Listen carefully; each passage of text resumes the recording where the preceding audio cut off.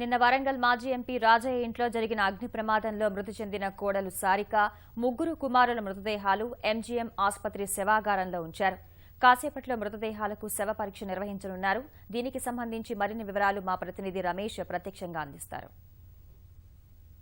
శవాగారానికి రాజయ్య కోడలు ఆయన ముగ్గురు మనవళ్ళని మృతదేహాలని ఇక్కడికి తరలించారు. శవాగారంలో వాళ్ళ మృతదేహాలు రాత్రి నుంచి కూడా ఇక్కడే ఉన్నాయి. అయితే ఉదయం 11 గంటల ప్రాంతంలో వైద్యులు అక్కడ ఈ 4 మృతదేహాలకు పోస్ట్ మార్టం నిర్వహించే అవకాశాలు కనిపిస్తున్నాయి. దాదాపుగా 11 గంటల ప్రాంతం నుంచి 12 గంటల ఈ పోస్ట్ మార్టం కూడా ప్రక్రియ మొత్తం పూర్తయిన తర్వాత ఇటు పోలీసులు ఇంకా దర్యాప్తుని వేగవంతం చేసే అవకాశాలు స్పష్టంగా కనిపిస్తున్నాయి.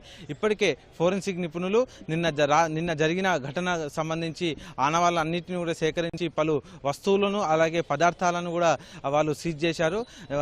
దీంట్లో వండిన అన్నంతో పాటు నిన్న రాత్రి సీజ్ చేసిన దాంట్లో సిలిండర్లు అలాగే గుండు పిన్నులు అంటే జుట్టులో పెట్టుకునే పిన్నిస్లు కూడా వాళ్ళు సీజ్ చేశారు. వీటన్నిటిని కూడా ఆ ఘటనకు సంబంధించిన ఆధారాలుగా చూపించేందుకు పోలీసులు సమాయత్తం అవుతున్నారు. ఫోరెన్సిక్ నిపుణులు కూడా నిన్న వండిన అన్నంలో ఏదైనా విష పదార్థాలు కలిసి ఉండొచ్చేమో అనే అనుమానాలు పైకి వస్తున్న నేపథ్యంలో అన్నంని కూడా వాళ్ళు పరిశీలించనున్నారు. దాంట్లో విష పదార్థాలు ఉంటే కనుక ఒకవేళ అన్నంని సారికనే ముగ్గురు పిల్లలకు తినిపించిన తర్వాత మృతి చెందారా లేకపోతే ఎవరైనా విష ప్రయోగం చేశారా అనే కోణంలో దర్యాప్తు చేయనున్నారు.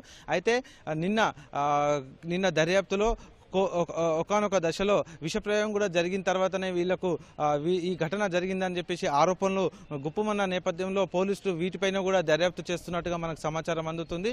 ఈ మేరకే పోలీసులు కూడా దానిపైనే దర్యాప్తు చేస్తున్నారు. మరికొద్ది సేపట్లో మాత్రం ఇక్కడ పోస్ట్ మార్టం ప్రక్రియ పూర్తయ్యే అవకాశాలు కనిపిస్తున్నాయి. ఇంకోవైపు చూసుకుంటే మాజీ ఎంపీ సిరిసిల్ల రాజయ్య, ఆయన భార్య ప్రొఫెసర్ మాధవి అలాగే ఆయన కొడుకు అనిల్ రాత్రి నుంచి అంటే నిన్న సాయంత్రం 4 గంటల నుంచి కూడా మామ్నూరు పోలీస్ స్టేషన్ కి తరలించారు. ఈ ప్రక్రియ అంతా పోలీసులు రహస్యంగా చేపట్టారు.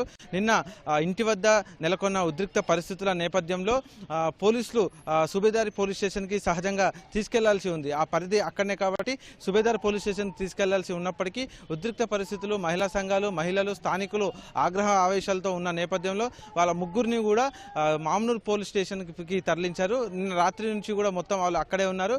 మరోవైపు నిన్న ఇంటి దగ్గర సిరిసిల్ల రాజయ్యను, ఆయన భార్య ప్రొఫెసర్ మాధవిని అలాగే కొడుకు అనిల్ కుమార్లను కూడా సుదీర్ఘంగా విచారించిన పోలీసు ఉన్నతాధికారులు. అలాగే నిన్న రాత్రి కూడా పలు దఫాలుగా ఏసీపీ శోభన్ కుమార్ ఆధ్వర్యంలోని ప్రత్యేక బృందం అక్కడ మామ్నూరు పోలీస్ స్టేషన్కి వెళ్లి సిరిసిల్ల రాజయ్యను ప్రత్యేకంగా విచారించింది.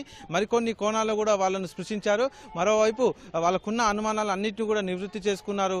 ఈ రకంగా మొత్తంగా నిన్న జరిగిన అన్ని పరిణామాల నేపథ్యంలో సాయంత్రం అంటే రాత్రి 7-8 గంటల ప్రాంతంలో పోలీసులు వీళ్ళ ముగ్గురి మీద కేసులు పెట్టారు.